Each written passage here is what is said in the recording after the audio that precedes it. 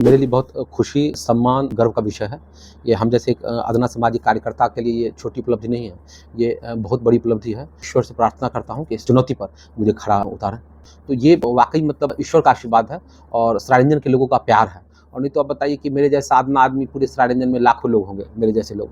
और उस बीच में एक छोटे से कार्यकर्ता को उठाकर इस टॉप पर सर्वे में पहुँचा देना, वो भी देश के प्रतिष्ठित अखबारों में से एक दैनिक भास्कर का।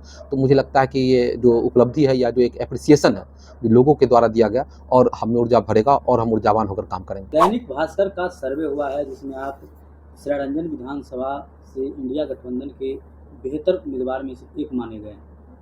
कैसे इस रिपोर्ट को देखते हैं? ये मेरे लिए बहुत खुशी, सम्मान और गर्व का विषय है। ये हम जैसे एक अदना सामाजिक कार्यकर्ता के लिए ये छोटी उपलब्धि नहीं है। ये बहुत बड़ी उपलब्धि है। और ये एक और भी चुनौती है कि लोगों की इतनी बड़ी अपेक्षा को लेकर चलना, ये अपने आप में बहुत बड़ी चुनौती है। ईश्वर से प्रार्थना करता हूँ कि इस चुनौती पर मुझे खड़ा उतारें। ये कैसे लोग आप पे अपना खुशी जाहिर किए हैं? मानते हैं कि ऑनलाइन मतदान भी नहीं था, बावजूद लोग आपको शिखर का नेता मान रहे हैं। अपने आप को कैसे समझ रहे हैं? भाई ये तो मैं खुद शॉक्ड हूँ। मुझे खुद नहीं जानकारी इन विषयों में इतनी ज़्यादा थी।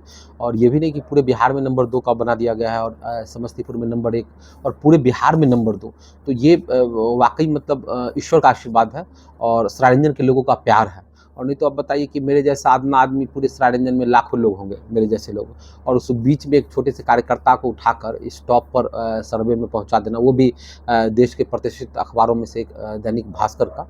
तो मुझे लगता है कि ये जो उपलब्धि है या जो एक एप्रिसिएशन है, जो लोगों के द्वारा दिया गया, और हमें ऊर्जा भरेगा और हम ऊर्जावान होकर काम करेंगे। सभी शिक्षित लोग ही इसमें अपना व्यक्तव्य दिए होंगे दैनिक भास्कर में, उनको क्या सराहना दीजिएगा आप? बस यही कि धन्यवाद, आपने जो भरोसा हम पर जताया है। हम हर संभव कोशिश करेंगे कि आपके भरोसे पर हम खरा उतरें और इसी तरह स्नेह और प्यार बनाए रखें, ताकि ये जो आप स्नेह और प्यार बनाते हैं, ये एक ऊर्जा का काम करता है और इसे हम और बेहतर कर सकें।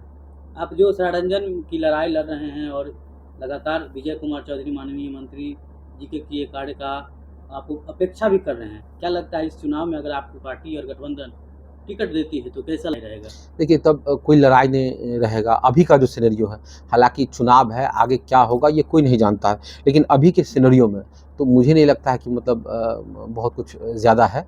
और लोग त्रस्त हैं। लोग जो संगठित भ्रष्टाचार और तानाशाही रवैया है, इसे एक आम आदमी त्रस्त है। सबसे बड़ी बात यही है कि आप कह सकते हैं कि जो जो इनका काम करने का तरीका है, लोग उसको पूरी तरह से अस्वीकृत कर चुके हैं। आप जो परिवर्तन की बात करते हैं तो क्या लगता है लोग गुप्त रूप में परिवर्तन लोग मान लिए हैं सरायरंजन में? अगर नहीं मानते तो इस तरह का जो दैनिक भास्कर का रिजल्ट आया है वो तो नहीं आता। हम आपको बताते हैं कि जो मेरा जो अपना फेसबुक पेज है, वो 28 दिन में 8-8 मिलियन जा रहा है, 8 मिलियन 9 मिलियन जा रहा है उसका व्यू। लोग कमेंट लोग का आ रहा है या फ़ोन कॉल्स आ रहा है, मैसेज व्हाट्सएप देखिए रात के 11 बजे, मतलब समझ में नहीं आता है कि तो इससे लगता है कि लोग भरोसा कर रहे हैं, नहीं तो इस तरीके का कनेक्टिविटी नहीं होता। कल से फिर यात्रा शुरू कर रहे हैं। जी, यात्रा मौसम बीच में बहुत ज़्यादा ख़राब हो गई थी और मेरी तबीयत भी नासाज़ थी। तो अब लग रहा है मौसम ठीक है, तो कल से हमारी यात्रा शुरू होगी और मुझे लगता है 2 से 3 दिन के अंदर में यात्रा ख़त्म हो जाएगी, ऑलमोस्ट ख़त्म ही है। और उसके बाद फिर पटना की चढ़ाई करेंगे। जो ये आपका सर्वे आया उससे तो कुछ एनर्जी बढ़ा होगा आपका। कुछ नहीं, बहुत ज़्यादा ख़ास करके मानसिक तौर पर एक बूस्टर का काम इसने किया है। और सिर्फ मेरे लिए नहीं, मेरे साथ जितने लोग मेरे परिवार के जुड़े हुए हैं, जो कार्यकर्ता हैं, सभी लोग बहुत ज़्यादा खुश हैं, उत्साहित हैं। सर्वे अगर सर सच्चाई हो गई तो कैसे उस वक्त आप काम करेंगे?